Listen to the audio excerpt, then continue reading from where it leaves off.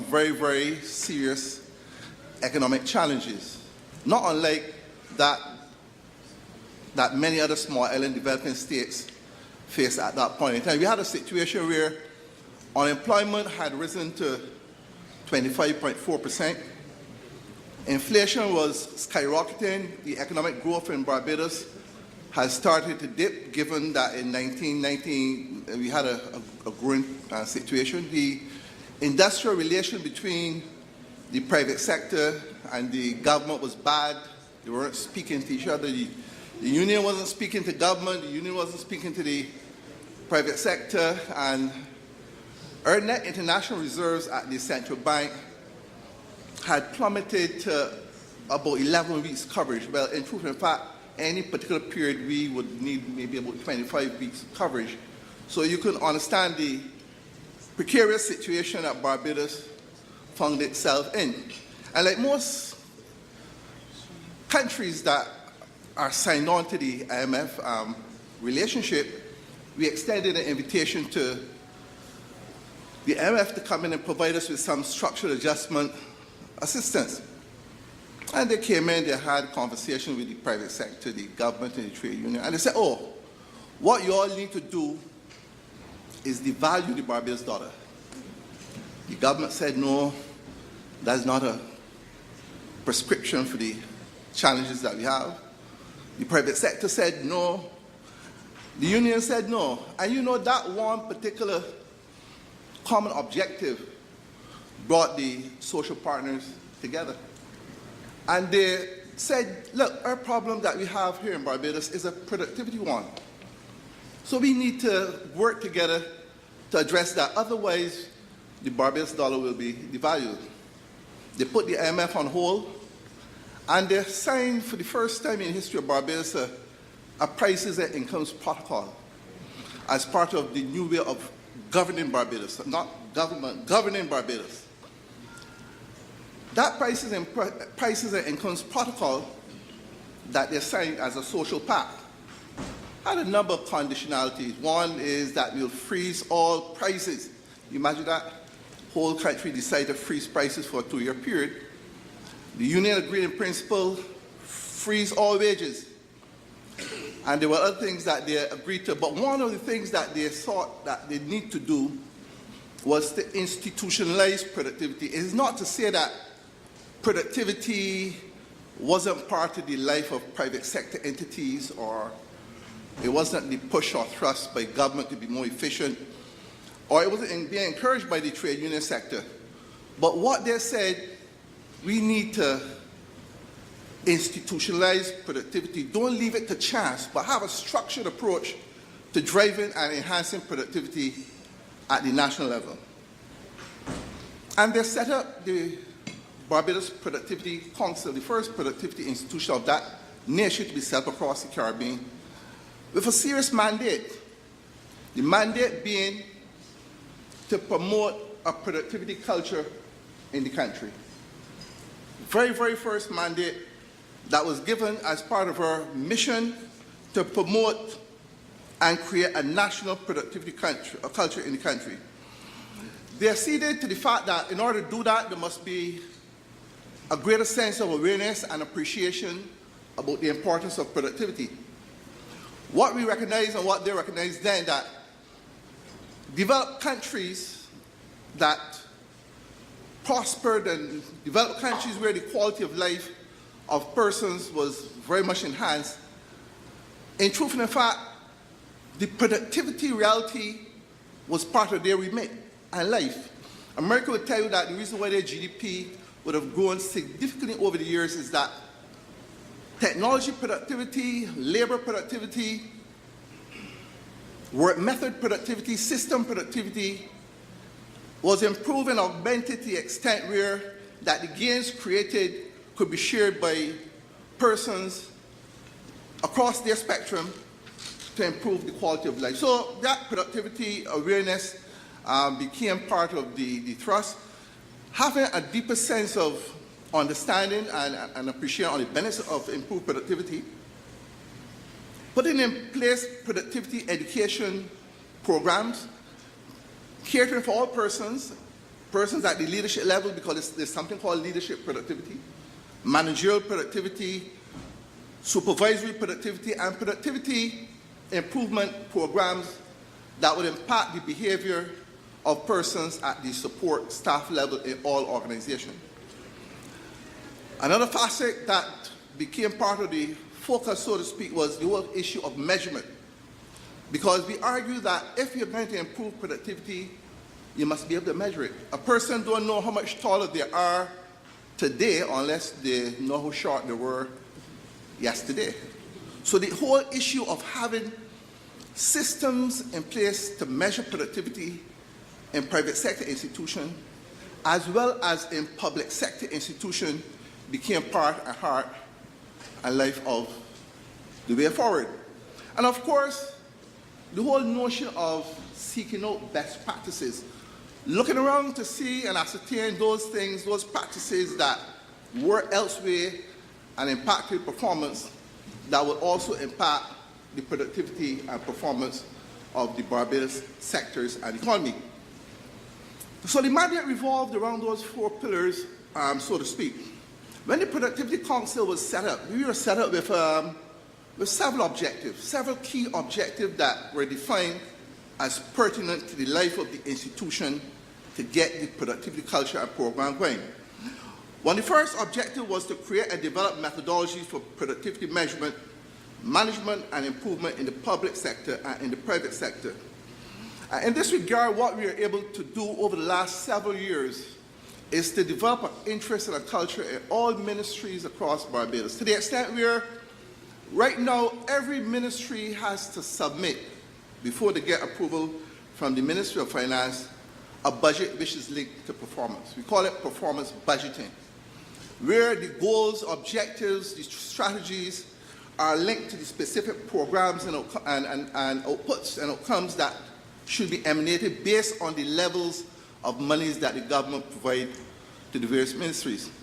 Initially, that was a challenge, even though in law, there's legislation to ensure that all ministries undertake that responsibility. But for some reason, that wasn't done. So it seems as though moral suasions tend to work sometimes better than the letter of law, in the law, so to speak.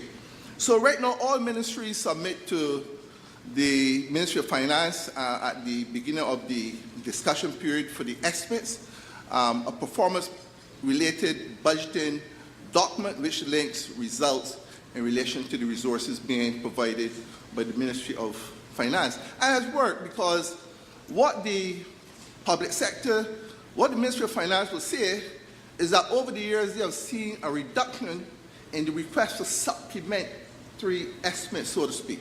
Because we have had a situation many, many years in the past where every time you look around, a ministry is asking for additional monies to run their program in the financial year. So, in a sense, that has helped in our own fiscal situation. One of the objectives of the Council was to provide technical advice and assistance in devising productivity-related payment schemes. Remember I said earlier that when the social partners signed that prices and incomes protocol for a 2-year period, one of the conditions was to freeze wages. But somewhere in that arrangement, there was a clause that said if there's an improvement in profitability or productivity, then we can make some kind of payout to workers, which means you had to put in place methodologies, basic or generic, to measure productivity, profitability, and link those measurements to some parallel payout to employees in the organization. Initially, what we did, we were very basic in our approach. We used plans like the Scanlon plan, the Rucker plan, which we found in the literature, and people embraced them. We used concepts like the impressure model developed by an engineer called Milton Finn, and people embraced them in the private sector in order to make some measure of payment or reality to employees who, where the organization would have shown an increase in performance and productivity. Initially, when we started the productivity program in Barbados, we had one commercial bank that had in place a productivity improvement program that paid workers a bonus at the end of the year. That was 2012. 23 years ago. Now we have all banks in Barbados make productivity or some kind of bonus payment to employees in the sector. We had a situation where the credit unions, none of the credit unions made payment to workers in the form of a bonus. There was just base pay, and if there was some kind of merit system in place where an individual performs well and he gets an increment, that's it. But now we have 35% of the credit unions in Barbados have some form of a productivity improvement program, and implicit in that program there's an element of productivity or performance payment to the employees. So what I'm saying, over the years, what we have been able to do in this particular regard is not only raise the interest and culture and shifting away from base pay increase, but among all sectors having emphasis on paying workers, paying teams based on productivity improvement and performance improvements at the enterprise level. What we did in Barbados, we introduced for the private sector a program which we call the Macro Productivity Indicators Program or project. And this is what we do. We survey organizations in each sector every year in order to ascertain the output per employee, the productivity levels, absenteeism levels, and also unit labor costs. Because unit labor cost is a very important variable when you begin to seek to track the relationship between productivity and cost, which again will impact the competitiveness position in the country. And over the last 12 years, we have embarked upon that Macro Productivity Indicators Program, and all those 400 and something entities involved, what we are able to do, whatever statistics generated in relation to those 4 parameters, we shared with the individual company. And we also shared the industry average in terms of what is happening in the industry. So which means every single enterprise was able to compare how well they are doing in the year vis-a-vis what the industry is doing. And also just as important as that, that statistic allowed them also to track the changes in those output per employee, absenteeism, unit labor cost over the 7-year period.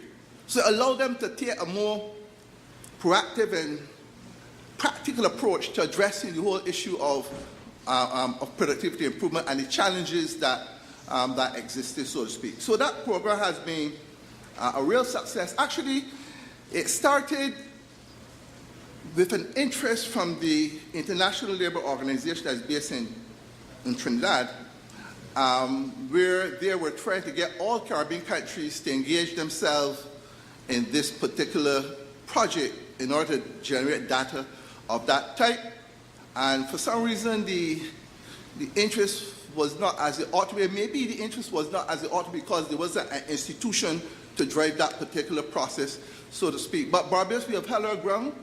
We have been able to encourage Jamaica to set up a productivity institution, and we have worked with them in that particular vein. We have been able to encourage St. Lucia to set up a similar exercise.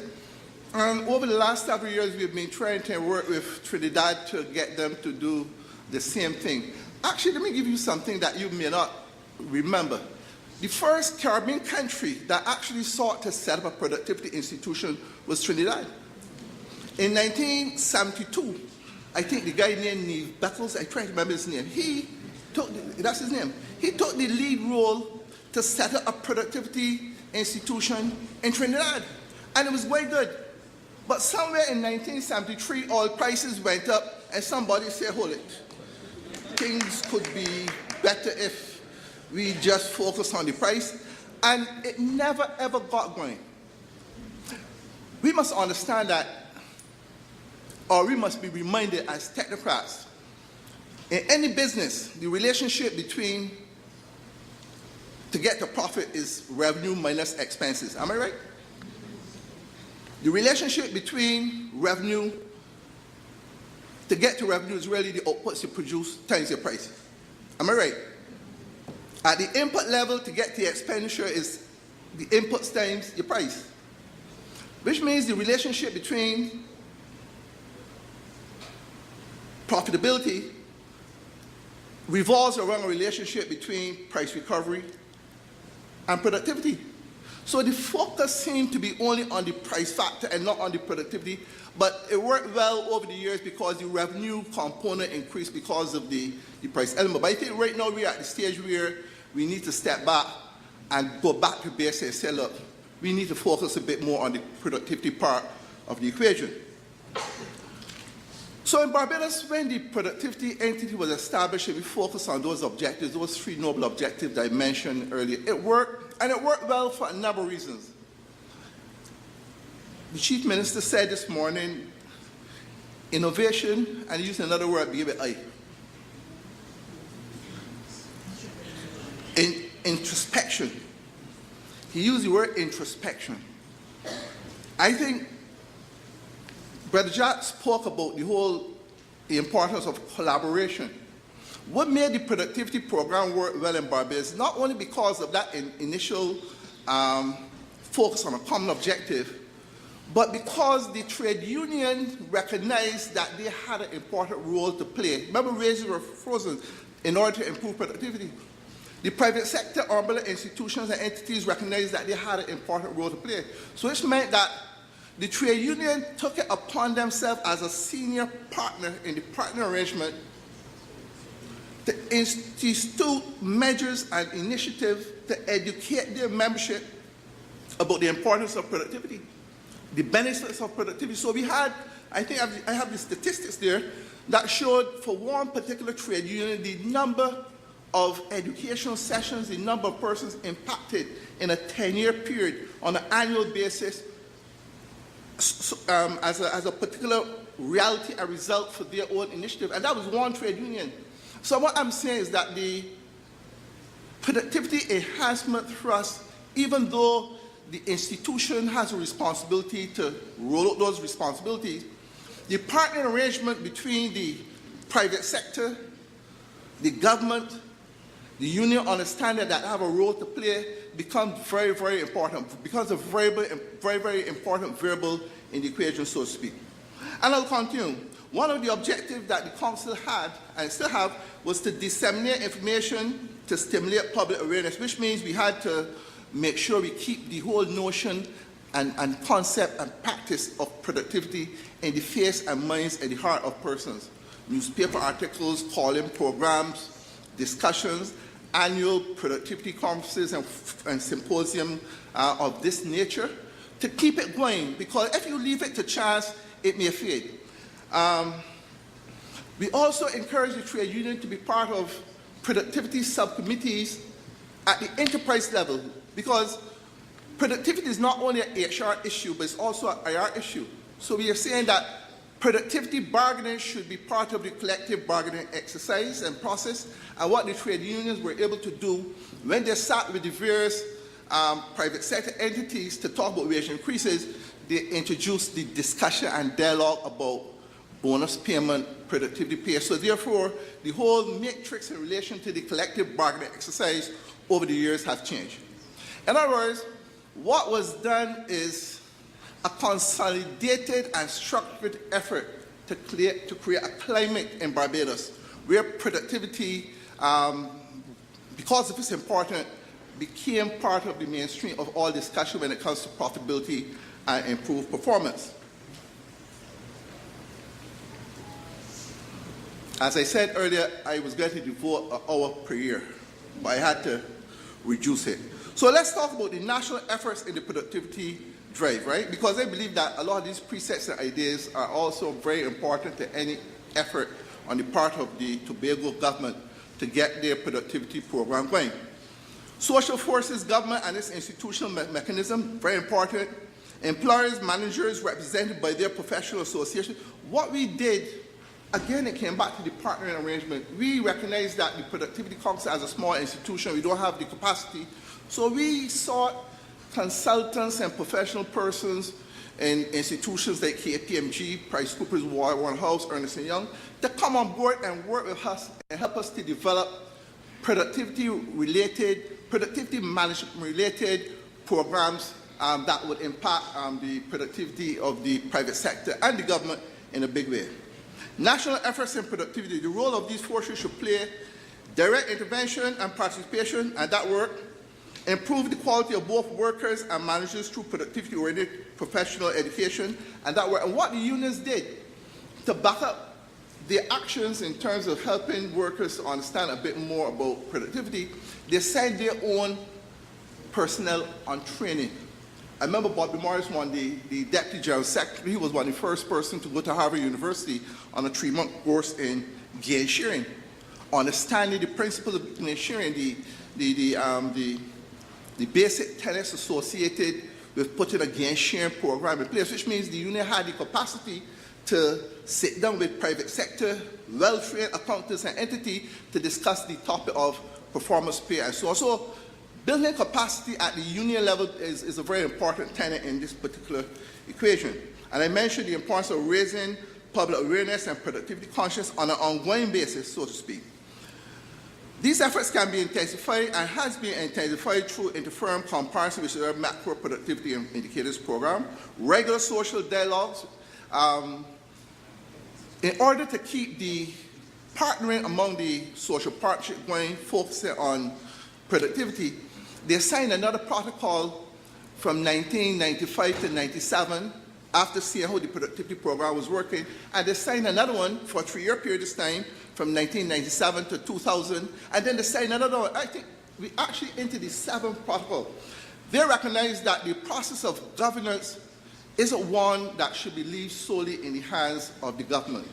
That the involvement of community-based organization, the trade union, or umbrella organization as part of a path going forward to deal with the issue of productivity should be part of a way of life. They didn't leave it just to a 2-year path that was signed back in 1993 for that period. They extended it because they recognized the value. Actually, Professor Andrew Downs, who was supposed to come and participate in the forum, he and Dr. Lawrence Nurse did a paper reviewing the experience of the social pact for the 10-year period 1993 to 2003, 2004. And what was very revealing in that analysis, is the extent to which it created some measure of stability in the country.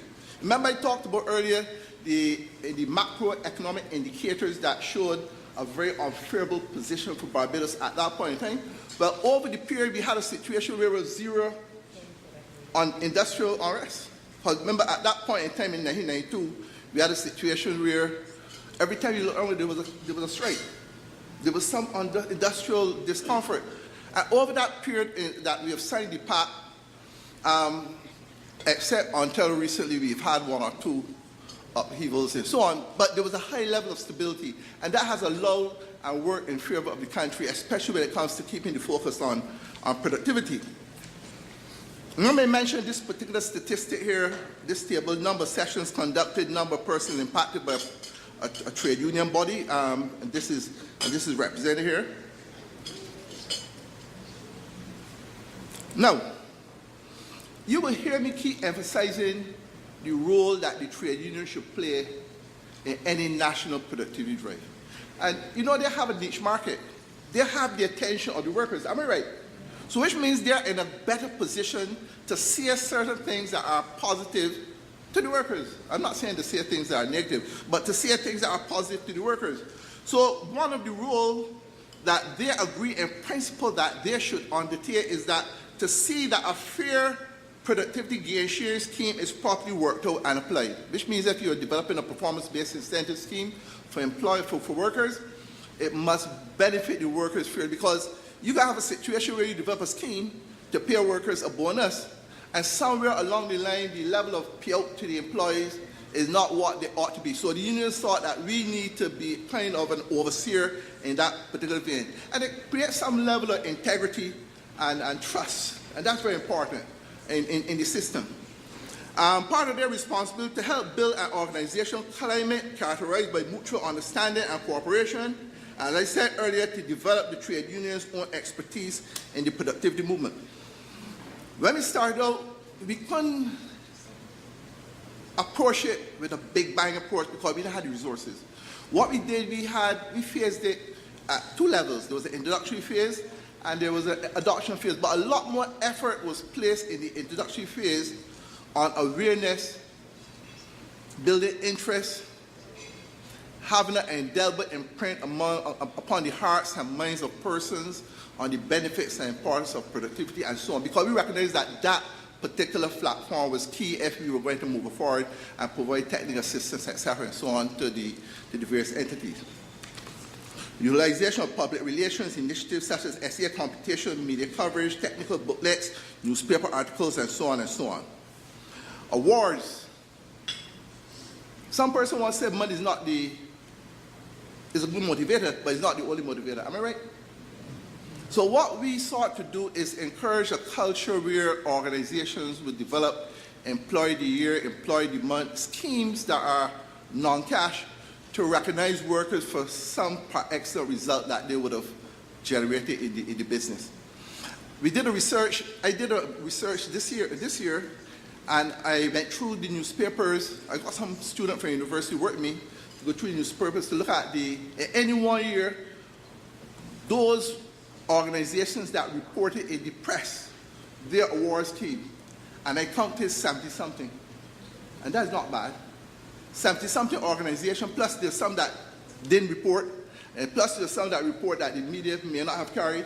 So I'm saying that the culture of recognizing and rewarding workers for productivity initiative ideas and behaviors has become part of the life and culture of Barbados. And this is something that should be part of the drive at a very early stage. Let me conclude. There's a gentleman from Trinidad called George DePina.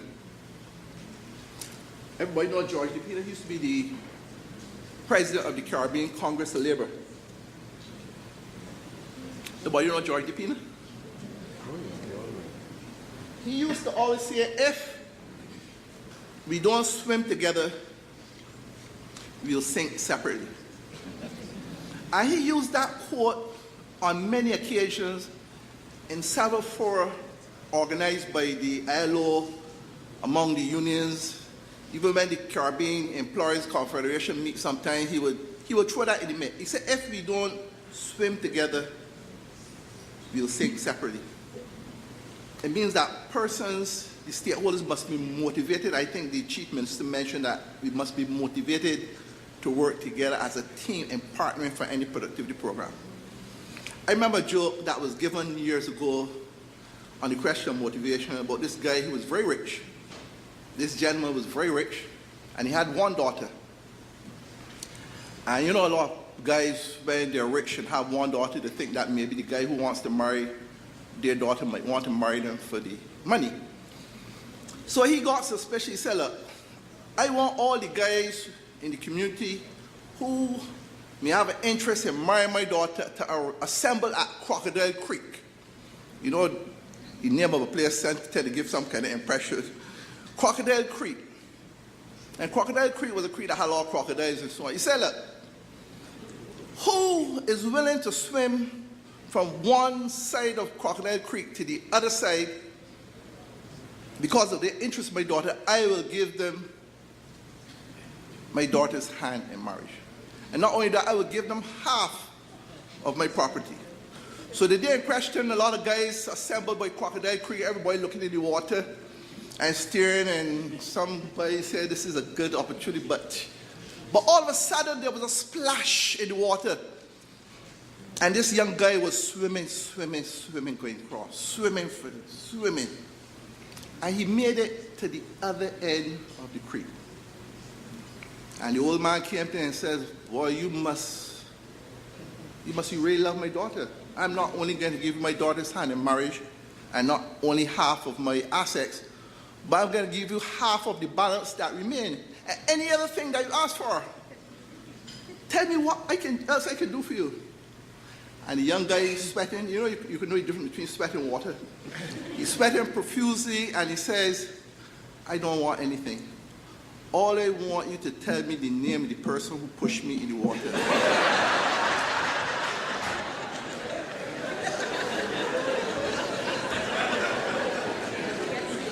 In midstream, we can change objective, meaning this, that we may have a particular purview in terms of the direction that we want our country to go in relation to the productivity program, But somewhere along the line, we recognize that, you know something, this particular objective is a turnaround objective. That guy saw a peculiar objective, and the old man recognized it. Pleasant words are as a honeycomb, sweet to the soul and health to the bones. I thought that before I wrap up the presentation, I think I have about 2 more minutes, right? 3 more minutes. Normally when I conduct productivity workshops across the world, I'm a member of the World Academy of Productivity Science. I just came back from Halifax from being involved in a major program with my colleagues, and they've agreed to come down to Barbados next year and focus on analytics, use the analytics there to help drive the information base to improve it. Very interesting. But when I do presentations, sometimes I say to myself, you know, you say all these noble things, you talk about the theoretical constructs and the practical applications and the impact, and people understand these things. But at the end of the day, I say, if I'm a professor at Cornell University, used to say, if you teach it, you'll know it. Which means that every time you hear something, you should always seek to share it. And that's one of the things that the Chief Minister mentioned coming on to the end of his conclusion. I tell people, look, you want to talk about productivity? Choose a word that begins with P, that impacts productivity from your own perspective. Embrace it. Share it, articulate it, argue about it. And you'll be surprised to know the extent to which productivity can become part of your own culture. Choose a P, whether it's passion. People should have a passion about the things they do, right? Pride, principles, pragmatic approach, common sense approach. Give me some P's. People working together as a team. Pride. No pain, no gain. You ever hear that one? There's a price to pay in addressing productivity. It's not something that happens overnight and all of a sudden 3% growth in productivity. There are challenges. No pain, no gain. I'm saying choose a P. Embrace it. Now don't choose pilgrim. Life is a pilgrimage. We could at least look at it from that perspective. I hope the ideas that I've shared this morning in the short period of time would have argued well with your own perspective, your interest in ensuring that a productivity program and trust become part of the reality of Tobago. I like the opening statement by Dr. Mackenzie when she prayed, and that's another P. I grew up with my great-grandmother, and she was a very devout Christian. She born in 18-something. Her parents and her grandparents were part of the slave trade. She wasn't finished school at 11 years old, exceptionally bright woman, and she believed in praying about everything. I sometimes think that we have become so developed and rich that we don't pray about things, we take things for granted. We got to go back to basics. Nehemiah in the Bible, he was a waiter for the king, and he became a rebuilder of a mighty wall. I can't remember the full story, but he rebuilt the wall and the gates and things. He was a waiter. But before he did anything, he prayed. I think that that is something that, as part of any economic thrust and movement forward, we should seek to endeavor to do. And I was so encouraged this morning when I heard that note. I call that economic prayer. That economic prayer from Dr. Mackenzie stirred my soul. So Winston Churchill, everybody knows Winston Churchill, Prime Minister of Britain during World War II. He was asked to give an address at one of his alma mater, his old schools, and he came there, and he came to the podium, and he looked at the youngsters, the headmaster, he said, never, never, never give up. And he sat back down. And the students looked at the headmaster as if to ask, well, is that the feature address? The headmaster said, yeah. But you and I know that we go to political meetings and we hear politicians speak and we remember some things and forget some things. But if I ask you, what was the address given by Sir Winston Churchill, I'm sure every single person would tell me, even if you add in an extra never. Ladies and gentlemen, thank you very much for your audience, your attentiveness.